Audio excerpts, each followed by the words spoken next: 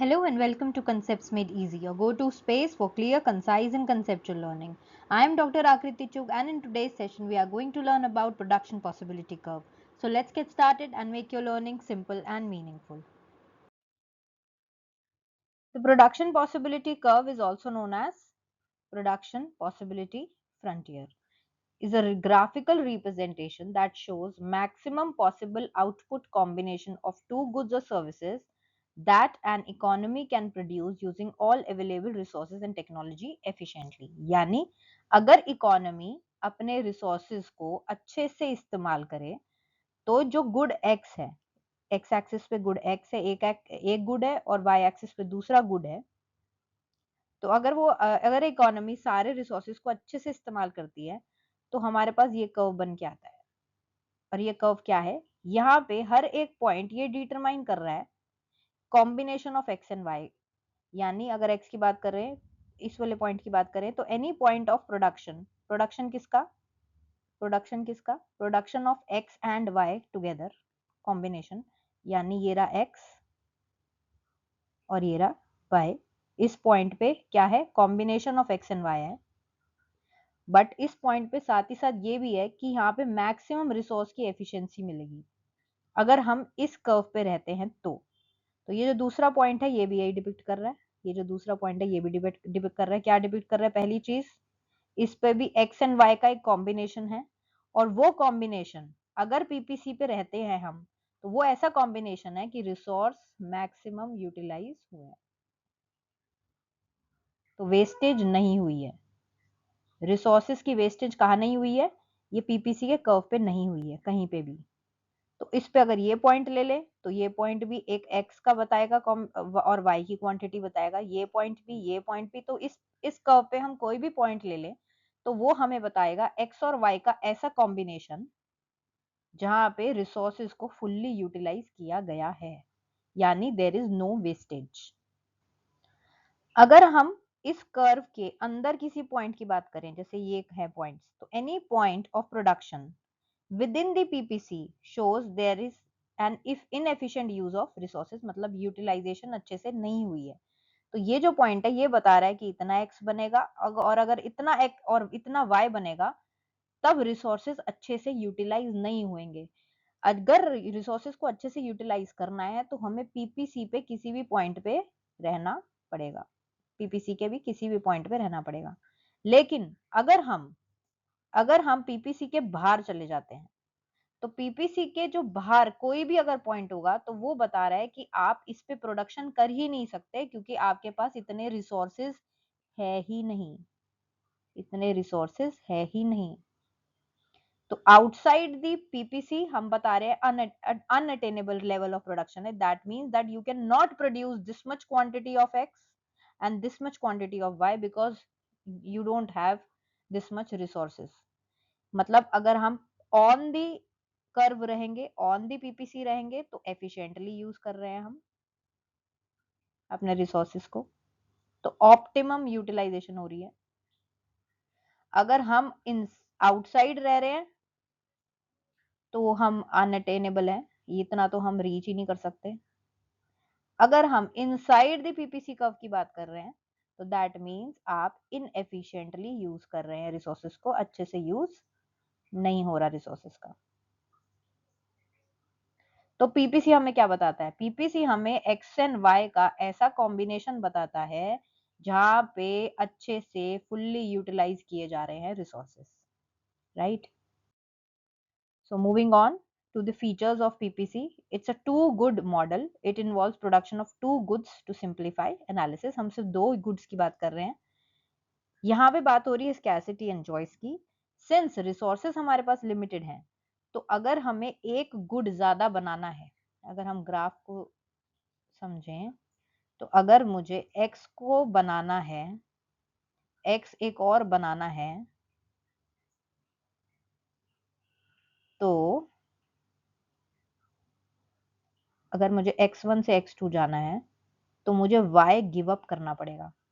मतलब क्योंकि मेरे पास रिसोर्सेस कम है और मुझे दो गुड्स बनाने ही बनाने हैं, तो जहां पे मैं y1 बना पा रही थी x1 के साथ, अगर मुझे इसको बढ़ानी है क्वांटिटी, x2 पे जाना है, तो मुझे y को गिव अप करना पड़ेगा, तभी मैं बना सकती हूँ.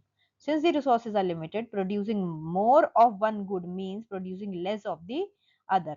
This highlights the concept of opportunity cost. तो opportunity cost क्या है? The PPC shows what must be given up in order to produce more of something else. Efficiency का concept क्या कहता है? Any point on the curve represent full and efficient use of resources. Any point inside the curve means underutilization of resources, and any point outside the curve is unattainable with the current resources and technology. Key assumptions क्या है PPF की? There are only two goods.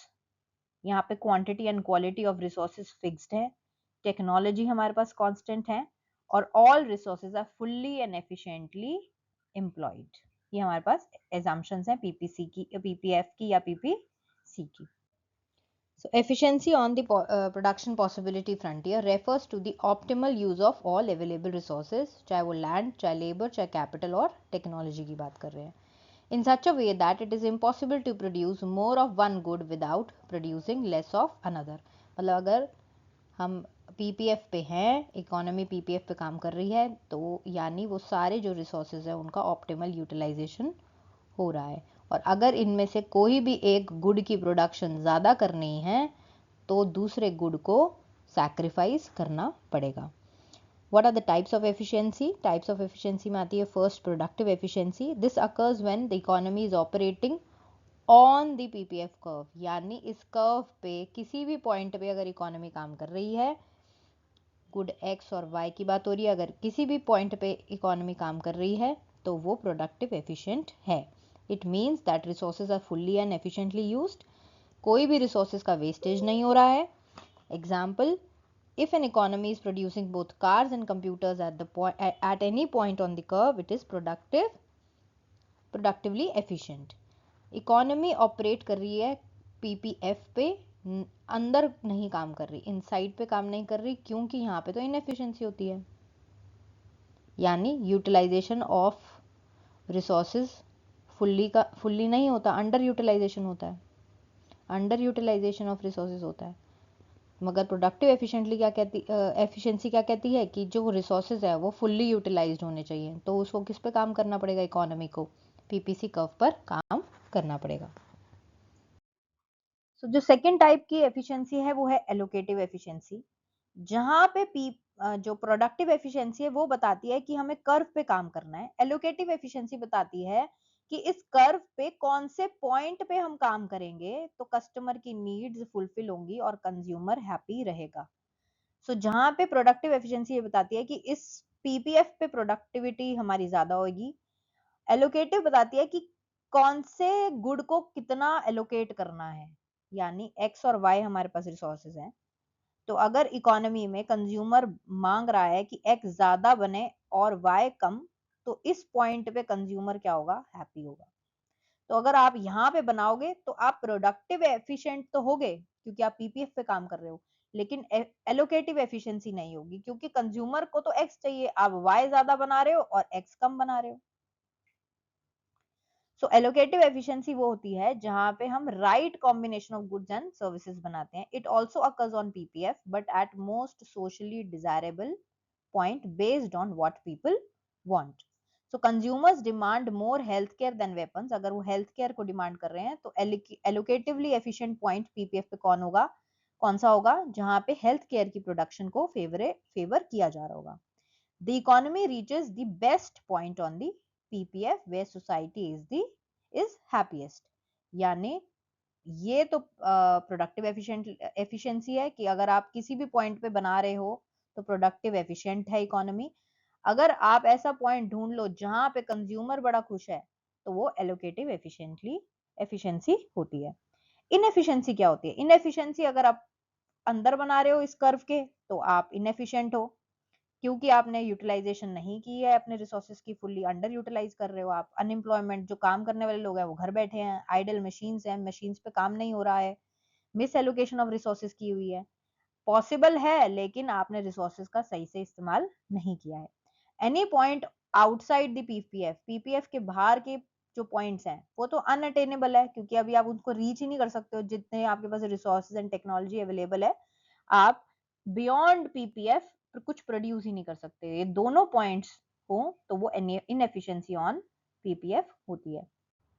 So talking about the shape of production possibility frontier, जो shape है वो depend करती है opportunity cost of shifting resources between the two goods.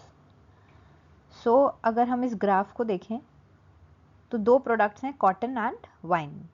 तो cotton की अगर हमें क्वांटिटी बढ़ानी है x1 से x2 पे जाना है, सो हमें वाइन को रिड्यूस करना पड़ेगा, y1 से y2 पे जाना पड़ेगा, यानी वाइन की प्रोडक्शन को कम करना पड़ेगा अगर x1 से x2 कॉटन को बढ़ाना है तो क्योंकि रिसोर्सेज कांस्टेंट हैं, रिसोर्सेज नहीं बढ़ रहे हैं, तो अगर मुझे एक गुड को बढ़ाना है तो दूसरे गुड को गिव अप करना पड़ेगा। तो इस पे डिपेंड करती है हमारी शेप ऑफ द पीपीएफ, और शेप जो है वो है कॉनकेव शेप पीपीएफ की। और वो कॉन्सेप्ट जो है, अभी हमने अपॉर्चुनिटी कॉस्ट तो समझ ली कि shifting resources from one good to another, but ये इंक्रीजिंग क्यों है? अगर इसी ग्राफ में देखें तो x1 से x2 जाने में, कॉटन में जाने में y1 से y2 पॉइंट पे शिफ्ट कर जाता है। तो अगर मुझे कॉटन की और ज़्यादा प्रोडक्शन बढ़ानी है तो x3 पे अगर मुझे जाना है तो y2 से y3 पे चला जाता है। तो सेम कॉटन की जब मैं क्वांटिटी बढ़ा रही थी तब सिर्फ इतनी वाइन का मेरे को लॉस हो रहा था, लेकिन अगर सेम उतनी ही मेरे को क्वांटिटी कॉटन की बढ़ानी है, जब मतलब x1 से x2 जाने में भी सेम क्वांटिटी बढ़ रही थी, x1 से x2 जाने में भी सेम क्वांटिटी ऑफ कॉटन बढ़ रही थी, और x2 से x3 जाने में भी सेम कॉटन ऑफ क्वांटिटी बढ़ रही है, लेकिन जब x1 से x2 जा रही थी तो y1 से y2 जो डिफरेंस था वो कम था, बट ये अब जो गिव अप करना पड़ रहा है, मुझे वाइन ज्यादा गिव अप करनी है for the same increase in cotton. तो ये क्यों हो रहा है? इसी कॉन्सेप्ट को हम इंक्रीजिंग अपॉर्चुनिटी कॉस्ट बोलते हैं, और इसी पे डिपेंड करती है shape of the possibility curve. जैसे x1 पे ए पॉइंट पे हम थे और y1 क्वांटिटी ऑफ वाइन बन रही थी, अब ए पॉइंट से बी पॉइंट जाने में कॉटन तो इंक्रीज हो गई लेकिन वाइन डिक्रीज हो गई। नेक्स्ट पॉइंट मिल गया मुझे बी, फिर मुझे कॉटन और बढ़ानी है, प्रोडक्शन और बढ़ानी है, तो x3 पे मैं चली गई। x3 पे जाने के लिए जो प्रोडक्शन ऑफ वाइन थी और ज़्यादा कम करनी पड़ी, पहले सिर्फ इतनी कम करनी पड़ रही थी, अब वाइन y3 पे आ गई, और ज़्यादा कम हो गई, तो हम B से C पॉइंट पे आ गए। अगर मैं इस पॉइंट्स को ज्वाइन करूं तो मुझे ये कर्व मिल जाता है जिसको हम पीपीएफ कर्व बोलते हैं, और इसकी जो शेप है वो कॉनकेव शेप होती है, विच इज बाउड आउटवर्ड। ये जो शेप है ये ज़्यादा कॉमन रहती है इन रियल लाइफ, क्योंकि जैसे मुझे एक गुड को प्रोड्यूस करना है तो increasing amounts of other goods must be sacrifice. पहले सिर्फ इतना सैक्रिफाइस करना पड़ रहा था वाइन, अब मुझे ज़्यादा वाइन को सैक्रिफाइस करना पड़ रहा है for the same amount of increase in the cotton. ये क्यों हो रहा है? क्योंकि रिसोर्सेज जो हैं वो इक्वली सूटेड नहीं है ऑल टाइप्स ऑफ प्रोडक्शन के लिए। जैसे कुछ लैंड मांगते हैं, कुछ लैंड या लेबर मांगते हैं, कुछ कैपिटल मांगते हैं, क्योंकि रिसोर्सेज इक्वली सूटेड नहीं है। कॉटन को बनाने में और वाइन को बनाने में सेम अमाउंट ऑफ रिसोर्सेज नहीं लगते, तो क्या होगा कि अगर मुझे कॉटन का इंक्रीज करना है तो मुझे ज़्यादा वाइन को गिव अप करना पड़ेगा। So for example, some land और labour is better for farming than for building cars. Result क्या होगा? अपॉर्चुनिटी कॉस्ट धीरे धीरे बढ़ती रहेगी। अगर मुझे और ज्यादा कॉटन बढ़ानी है तो मुझे और ज्यादा वाइन को गिव अप करना पड़ेगा। इसीलिए पीपीएफ जो होता है वो कॉनकेव शेप ले लेता है, और ये वाली शेप ज्यादा कॉमन है इन रियल सिनेरियो। बट अगर हम स्ट्रेट लाइन पीपीएफ की बात करें, जो it is very rare in real life, इसका मतलब यह है कि जो अपॉर्चुनिटी कॉस्ट है वो कांस्टेंट है। यानी जैसे इस ग्राफ में हम देखें तो कैपिटल गुड्स एक्स एक्सिस पे है, कंज्यूमर गुड्स का आउटपुट वाई एक्सिस पे है। सो अगर स्ट्रेट लाइन है तो अगर मेरे को 10 से 25 बनाना है, for example the marginal cost of producing an extra 15 capital goods, तो यहाँ पे गिव अप कितने करने पड़ रहे हैं? 30 करने पड़ रहे हैं। अगर मुझे दोबारा से एक 15 का same amount of capital goods increase करने हैं, तब भी मुझे कितना करना पड़ रहा है, 30 का ही गिव अप करना पड़ा है। मतलब ये तो कांस्टेंट है जो मैं गिव अप कर रही हूँ, opportunity cost which is constant, इसकी वजह से पीपीएफ की स्ट्रेट लाइन दिख रही है। बट जो हमने प्रीवियस एग्जांपल देखा था वहां जहाँ पे कॉन्केव शेप थी, तो पहले मुझे कंबाइन गिव अप करनी पड़ रही थी सेम अमाउंट ऑफ कॉटन के लिए। अगर कॉटन का इंक्रीज मैं दोबारा से सेम कर रही थी तो मेरे को ज्यादा वाइन गिव अप करनी पड़ी थी, तभी शेप कॉन्केव थी। लेकिन अगर यहाँ पे था इंक्रीजिंग अपॉर्चुनिटी कॉस्ट, अगर अपॉर्चुनिटी कॉस्ट कांस्टेंट हो जाए तो पीपीएफ की शेप क्या हो जाएगी, स्ट्रेट लाइन। एंड ये होगा कब, it happens only when the resources are equally efficient in producing both the goods. एक थर्ड टाइप की भी शेप हो सकती है, ये बहुत ज़्यादा अनकॉमन है बट पॉसिबल है।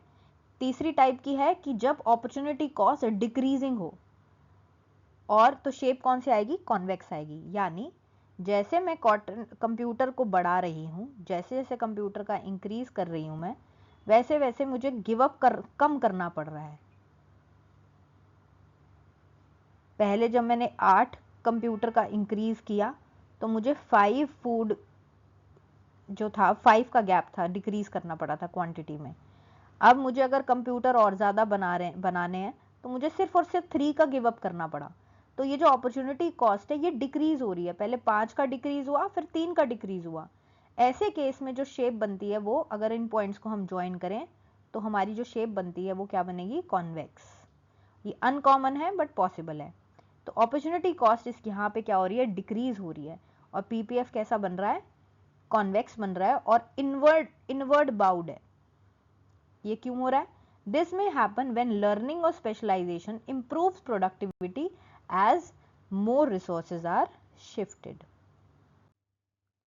So talking about the slope of PPF, which represents the marginal rate of transformation, MRT क्या इंडिकेट कर रहा है, जैसे जैसे एक अमाउंट हमें कितना अमाउंट गिव अप करना पड़ेगा, जैसे यहाँ पे x था और एक गुड था y, तो अगर मुझे x की क्वांटिटी एक एडिशनल 1 यूनिट बढ़ानी है तो मुझे इधर मूव करना है, तो मुझे y को गिव अप करना पड़ेगा। तो कितना y गिव अप करना पड़ेगा to produce 1 additional unit of another good, assuming that resources are fully and efficiently employed. यानी हम पीपीसी पे काम कर रहे हैं, क्योंकि पीपीसी ही ऐसा कर्व है जहां पे जितने भी पॉइंट्स हैं वो डिपिक्ट कर रहे हैं कि resources fully and efficiently employed है। सो एमआरटी है क्या, एमआरटी वही अपॉर्चुनिटी कॉस्ट है, वही अपॉर्चुनिटी कॉस्ट है of producing an additional unit of a good. So mathematically क्या है, marginal rate of transformation x और वाई की, कि कितनी हमें y को गिव अप करना है to produce additional unit of 1 additional unit of x। Negative sign को हम इग्नोर करते हैं। टिपिकल जो कॉन्केव शेप का पीपीएफ होता है उसमें हम बोलते हैं कि इंक्रीजिंग अपॉर्चुनिटी कॉस्ट है, इसीलिए ये कॉन्केव शेप का है। यानी the absolute value of MRT increases, जैसे अपॉर्चुनिटी कॉस्ट इंक्रीज कर रही थी क्योंकि एमआरटी है ही अपॉर्चुनिटी कॉस्ट, तो कॉन्केव शेप के लिए जो मोस्टली कॉमन रहती है शेप ऑफ पीपीसी, उस शेप के लिए हमारा जो अपॉर्चुनिटी कॉस्ट इंक्रीज कर रही है यानी एमआरटी भी इंक्रीज करता है as you move down the curve. जैसे जैसे आप एक एक्स गुड को ज्यादा बनाते जाएंगे y को गिव अप करते जाएंगे, और एक ऐसा पॉइंट है कि y को ज्यादा गिव अप करना पड़ता रहेगा जैसे जैसे x की क्वांटिटी को आप बढ़ाते जाएंगे। So it illustrates the law of increasing opportunity cost. Example, an economy can produce 2 goods, guns and butter. So हमारे पास टेबल है कॉम्बिनेशन, तो एमआरटी हमें निकालनी है बी और सी के बीच में। एमआरटी का फॉर्मूला हमारे पास क्या है, कितना लॉस हो रहा है एक वाई में टू गेन अनदर प्रोडक्ट। तो बी और सी में हमें कितनी गन्स का गेन हुआ है, गन्स का गेन हुआ है 20 - 10, 10 गन्स हमारी ज्यादा बनी है। बटर के अंदर क्या हुआ है, ऑब्वियसली यहाँ पे गेन हुआ तो यहाँ पे लॉस हुआ होगा, क्योंकि एक को हमें गिव अप करना पड़ेगा in order to gain the another product. तो यहाँ पे -20 का लॉस हुआ है और MRT क्या कह रहा है, -20 divide by 10, so MRT is -2. So to produce 10 more guns, 10 guns और बनाने के लिए economy must give up 20 units of butter. यही है MRT equals to 2. So for every 1 gun produce, अगर एक गन और बनाने के लिए 2 यूनिट्स ऑफ बटर को सैक्रिफाइस करना पड़ता है. MRT यही कहता है. Talking about the movement along PPF curve, तो हमने ये एजम्पशंस लेके चली थी जब हम PPF बनाते हैं कि जो रिसोर्सेज है वो चेंज नहीं हो रहे, फिक्स्ड नंबर ऑफ रिसोर्सेज है. The economy has a specific and unchanging quantity of resources available. So there are no external factors जो रिसोर्सेज को ऐड कर रहे हैं या रिसोर्सेज सब्ट्रैक्ट हो रहे हैं. And there is constant state of technology, तो टेक्नोलॉजी भी सेम है और रिसोर्सेज भी फिक्स्ड है. तो अगर हम मूवमेंट की बात करते हैं, a movement along the PPF curve signifies a reallocation of existing resources. Resources change नहीं हो रहे. अगर हम मूव कर रहे हैं A से B पे, PPF पे ही मूव कर रहे हैं, क्योंकि PPF तो हमारा यहीं पे रहेगा क्योंकि रिसोर्सेज हमारे पास कांस्टेंट है. रिसोर्सेज कांस्टेंट है मतलब कुछ चेंज नहीं हो सकता. और टेक्नोलॉजी भी हमारे पास सेम है. टेक्नोलॉजी अगर डिफरेंट हो जाती है तो मतलब हम प्रोडक्ट टेक्नोलॉजी पे ही प्रोडक्शन डिपेंड करती है, तो हम प्रोडक्शन तो ज़्यादा कर ही नहीं रहे. क्यों? क्योंकि टेक्नोलॉजी हमारी कांस्टेंट है. सो हमारी प्रोडक्टिव एबिलिटी में भी कोई इंप्रूवमेंट नहीं आ रहा क्योंकि टेक्नोलॉजी कांस्टेंट है, तो हम प्रोडक्शन भी हमारी कांस्टेंट रहेगी. तो अगर मुझे A से B में जाना है, मूव करना है along the curve, if I have to move along the curve, तो मैं इस पॉइंट पे इतना x बना रही थी और इतना y बना रही थी. अब मुझे B पे मूव करना है तो मुझे इकोनॉमी को x2 बनाना पड़ेगा और y2 रिसोर्सेज प्रोडक्ट बनाना पड़ेगा y2. तो मेरे को अपने रिसोर्सेज को रीएलोकेट करना पड़ेगा. जहां मैं पहले x1 को इतना दे रही थी, रिसोर्सेज दे रही थी कुछ क्वांटिटी ताकि x1 बन सके, अब मुझे ज्यादा रिसोर्सेज देने पड़ेंगे ताकि मोर ऑफ x बन सके. और वहीं पे रिसोर्सेज मुझे y से लेने पड़ेंगे वापस. क्यों? क्योंकि x1 मेरे को x की क्वांटिटी को ज्यादा बढ़ाना है, तो मुझे गिव अप करना पड़ेगा y को. तो यही बोला गया है, movement along the PPF signifies if I have to move from A to B, तो मुझे रीएलोकेट करने पड़ेंगे रिसोर्सेज को within the economy without any change in the total number of resources of the state of technology. तो मेरे को एक product को देने पड़ेंगे और दूसरे से वापस लेने पड़ेंगे रिसोर्सेज, क्योंकि मेरे पास रिसोर्सेज तो लिमिटेड ही हैं, क्योंकि रिसोर्सेज मेरे चेंज नहीं हो रहे, ना टेक्नोलॉजी बढ़ रही है जिसकी वजह से मैं अपनी प्रोडक्शन बढ़ा सकती हूँ. मैं प्रोडक्शन तभी बढ़ा सकती हूँ x की अगर मैं y से रिसोर्सेज को खींच लूँ. तो एग्जाम्पल क्या है? To move from point A to B on the PPF, this involves increasing in production of one good. मतलब मुझे A से B पे जाना है अगर, तो मुझे कैपिटल गुड्स को बढ़ाना है, तो डिक्रीज करना पड़ेगा अनदर गुड को, कंज्यूमर गुड्स को कम करना पड़ेगा क्योंकि A से B पे जा रहे हैं. क्योंकि टोटल रिसोर्सेज सेम रहते हैं, they are simply being used differently. For instance, resources previously used to produce consumer goods are now diverted to produce capital goods. So if we talk about the two goods जो हम लेके चल रहे हैं वो है consumer goods and capital goods. So अगर consumer goods की बात करें, they provide direct utility or benefit to the consumers, जैसे food, technology, TV, laptop, इस तरीके से. तो ये directly contribute करते हैं to the living standards in the short run. Short run में लिविंग स्टैंडर्ड्स को इम्प्रूव करते हैं अगर एक इकोनॉमी कंज्यूमर गुड्स को ज़्यादा बनाती है, तो कंज्यूमर गुड्स पे पैसा ज़्यादा लगाती है अपने रिसोर्सेज. वहीं पे अगर एक इकोनॉमी कैपिटल गुड्स पे ज़्यादा पैसा लगाती है, क्योंकि कैपिटल गुड्स जैसे मशीनरी, टूल्स एंड बिल्डिंग्स, क्या मशीन होंगी तभी कंज्यूमर गुड्स बन सकते हैं. तो कैपिटल गुड्स में अगर इन्वेस्टमेंट होगी तभी कंज्यूमर गुड्स बनेंगे और लॉन्गर रन में ज्यादा फायदा रहेगा. तो their production enables higher output of consumer goods in longer run. So machine, tools, buildings इसका एग्जांपल है. ये they do not provide direct utility themselves but are demanded because they lead to production of consumer goods. So longer run में consumer goods के लिए ये काम आता है कैपिटल गुड. तो अगर रीएलोकेशन करते हैं, मतलब मैं एक इकोनॉमी कंज्यूमर गुड्स ज्यादा बनाए, ज्यादा रिसोर्सेज कंज्यूमर गुड्स पे लगाए या कैपिटल गुड्स पे लगाए, उसका इम्पैक्ट देख लेते हैं, अपॉर्चुनिटी कॉस्ट देख लेते हैं. If a government reallocates resources from producing consumer goods to capital goods, तो वो रिसोर्सेज निकाल रही है, कंज्यूमर गुड्स से रिसोर्सेज निकाल रही है और कैपिटल गुड्स ज्यादा बना रही है, मतलब मशीनरी टूल्स वगैरह ज्यादा बन रही हैं. तो अपॉर्चुनिटी कॉस्ट क्या है? The loss of consumer goods in short run. अब शॉर्ट रन का इम्पैक्ट पड़ेगा लिविंग स्टैंडर्ड्स पे, क्योंकि हमने बोला कि कंज्यूमर गुड्स ज्यादा बनते हैं तो लिविंग स्टैंडर्ड्स इंप्रूव होते हैं इकोनॉमी में शॉर्ट रन में. तो शॉर्ट रन इम्पैक्ट पड़ेगा लिविंग स्टैंडर्ड्स में. Fewer consumer goods being produce will reduce living standards in the short run as resources are moved away from the immediate private consumption. Longer run में क्या होगा?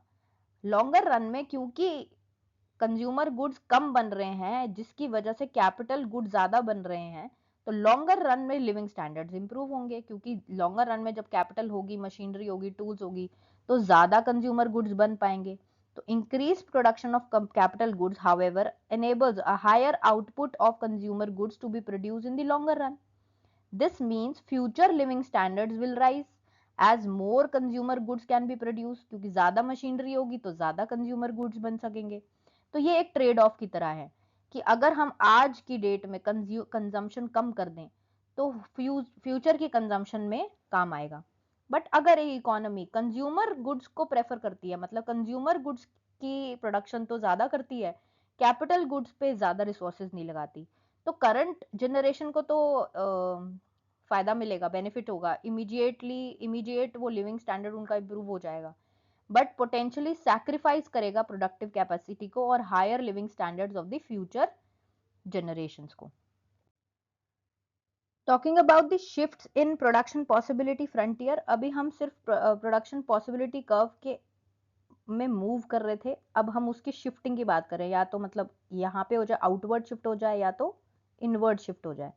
सो हम shift की बात करेंगे. Shift in PPF means a change in economies productive capacity. It can either increase और decrease. जितने मेरे पास, पीपीएफ क्या कह रहा था, जितने मेरे पास रिसोर्सेज है इकोनॉमी में, उसके हिसाब से अगर मैं फुल्ली एफिशिएंटली उसको यूज करूँ तो मैं इस पीपीएफ पे काम करता हूँ इकोनॉमी. बट अगर मेरी इकोनॉमी की ही ग्रोथ हो जाए तो मेरी प्रोडक्शन करने की कैपेसिटी इंप्रूव हो गई, तो मैं आउटवर्ड इंप्रूव कर जाती है PPF curve. So PPF shifts rightward और outward when the economy can produce more of both goods. मतलब एक टेक्नोलॉजी इंप्रूव हो गई, रिसोर्सेज में इंक्रीज हो गई, बेटर एजुकेशन ट्रेनिंग हो गई, डिस्कवरी ऑफ न्यू रिसोर्सेज हो गई, investment in capital goods increase हो गया, मतलब मशीनरी ज्यादा बन गई, टूल ज्यादा आ गए, तो ज्यादा प्रोडक्टिव कैपेसिटी बढ़ गई. तो जो पीपीएफ कर्व है वही आउटवर्ड शिफ्ट कर जाता है.